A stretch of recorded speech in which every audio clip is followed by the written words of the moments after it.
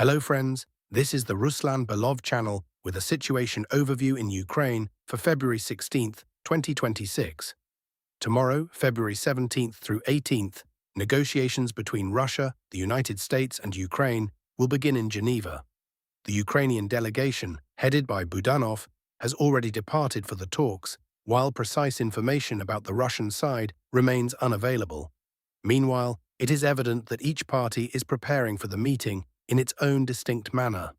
Russian Deputy Foreign Minister Mikhail Galuzin has stated Russia's willingness to consider a variant of external governance over Ukraine for conducting presidential elections, following coordination with the United States and Europe. This essentially refers to a scenario without Zelensky, as he is unlikely to permit elections under external control. This statement can be interpreted as a political signal on the eve of negotiations and a hint at possible further steps Moscow might take should its proposals be rejected. At the same time, a major Russian strike has been anticipated for several days now. Reports indicate preparations of missiles and aviation, yet the attack has not been launched. There is a theory that Moscow is adhering to an unspoken energy truce and may make a decision after the first day of negotiations. Meanwhile, over the past 48 hours, Ukraine has been conducting massive drone attacks on Russian territory. The strikes began on the evening of February 14th, initially targeting Krasnodar Krai with approximately 150 UAVs, followed by attacks on northern regions including Moscow, Engels, Saratov, and Cheboksary. Reports indicate damage primarily to energy infrastructure, which was confirmed by regional authorities and the mayor of Moscow. In response, Russia has struck Ukrainian energy facilities, targeting the Kyivska 750 substation connected to the Rivne nuclear power plant, as well as an installation near Konotop, allegedly using Cherkon hypersonic missiles. The extent of the damage remains unknown at this time. Thus, the parties are approaching the Geneva negotiations against a backdrop of mutual strikes on energy infrastructure. Russia makes political declarations while Ukraine actively attacks infrastructure with drones. Now let us proceed to the situation on the front line. Opening our review, we turn to the Zaporizhzhia front. Today, for the first time since the beginning of the Ukrainian counteroffensive, we have received practically no data on the current situation. Apparently, Ukrainian forces have ceased their rapid advance or have encountered the main defensive positions of Russian forces, which they have thus far been unable to overcome.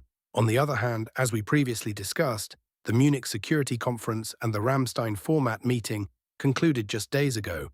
Essentially, Ukraine received substantial financing for all of 2026, so perhaps there is no longer any point in continuing offensive operations. Moreover, both Ukrainian and Russian information channels unanimously confirm data showing that even this counterattack cost the Ukrainian army extraordinarily high casualties. However, there are minor changes on the map, and these changes come from Ukrainian cartographers, according to whose data Russian forces managed to substantially strengthen their positions in the zone between Huliaipol, Zaliznikne, and the village of Dorozhnyanka. Russian units have effectively entered this area and established almost complete control over the railway line.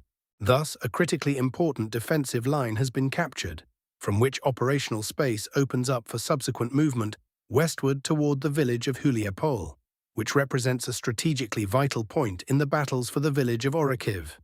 This is, one might say, a key starting position in the struggle for the Orikhiv agglomeration.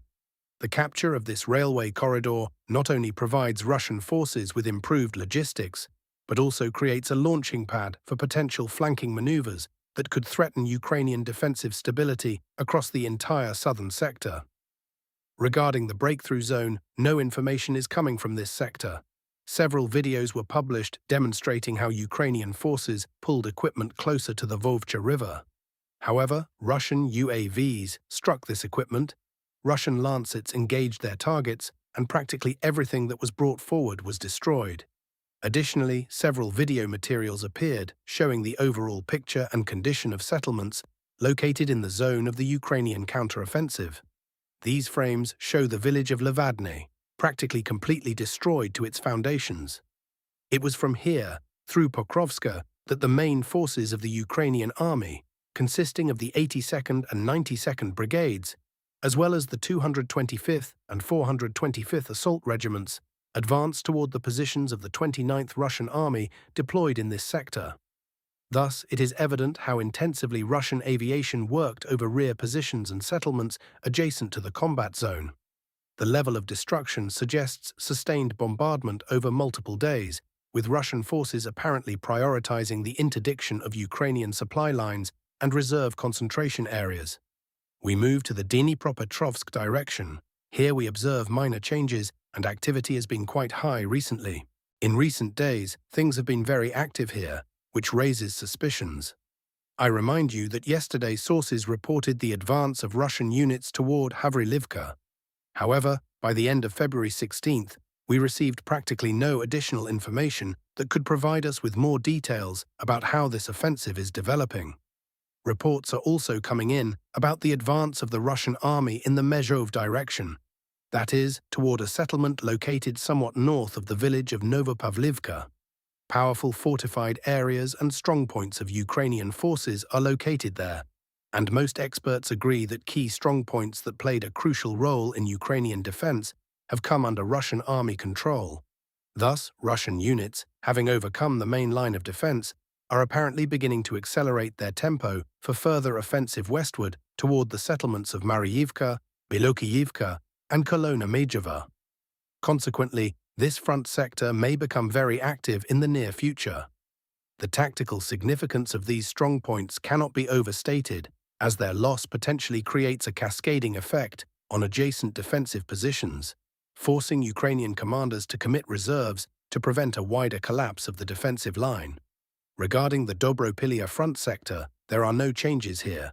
Various video materials regularly appear showing mutual strikes from both Russian forces and Ukrainian forces, but there are no map corrections. The static nature of this sector likely indicates that both sides have reached a temporary equilibrium, with neither possessing sufficient resources or advantageous positioning to attempt a breakthrough without incurring disproportionate casualties.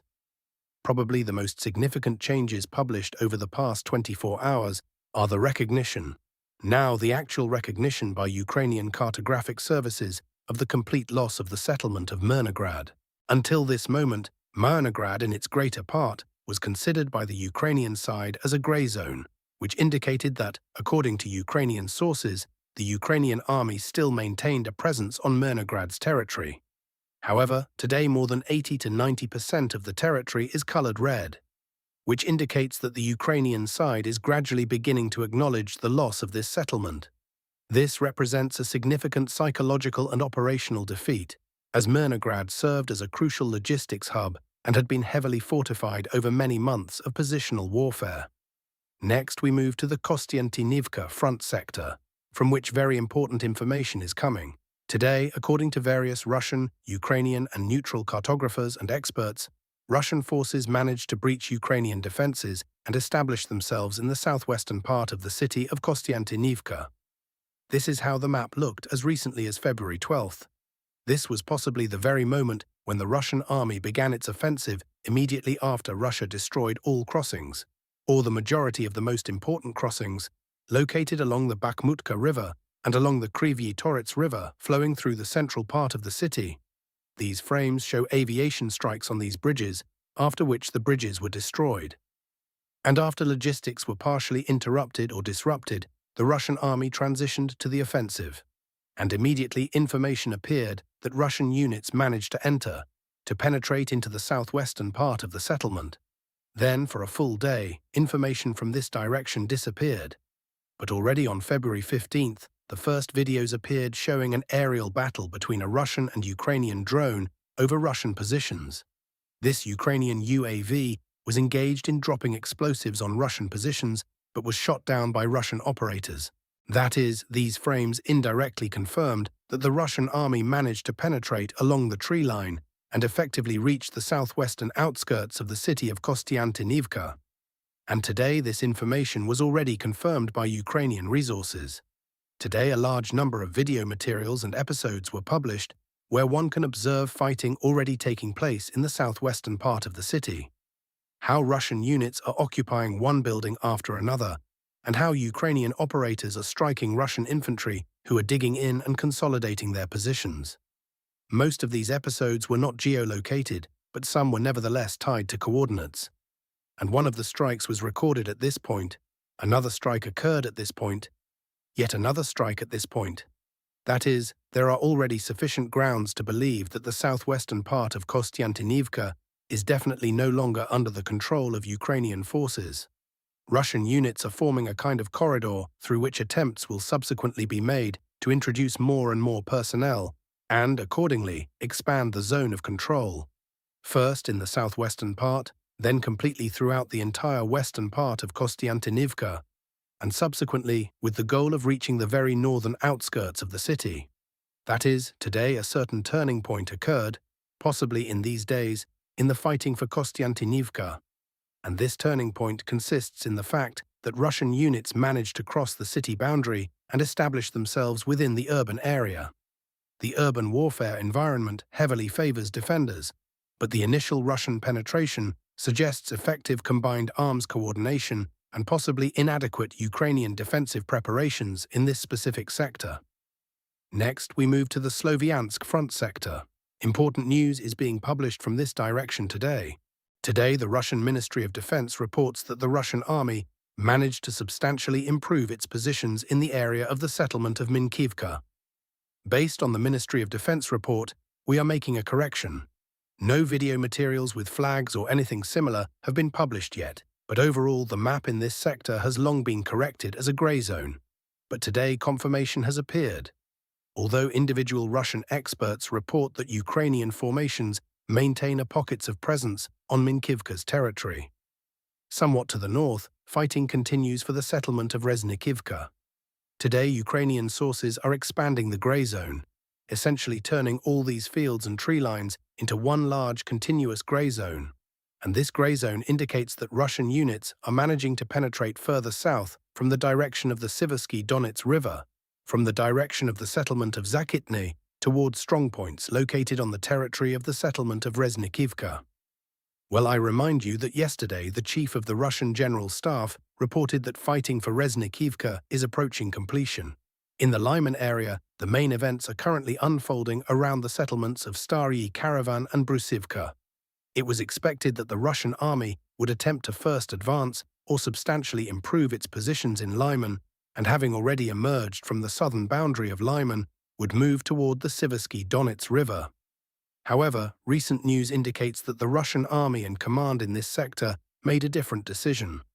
Currently, the Russian army is consolidating essentially along the city boundary, without penetrating deep into the center. Meanwhile, Russian units from the southern and southeastern flanks are striving and advancing further south towards such settlements as Staryi Karavan and Brusivka. That is, the initial task is to reach the line of Staryi Karavan and Brusivka, possibly to advance further northwest toward the settlement of Shurov.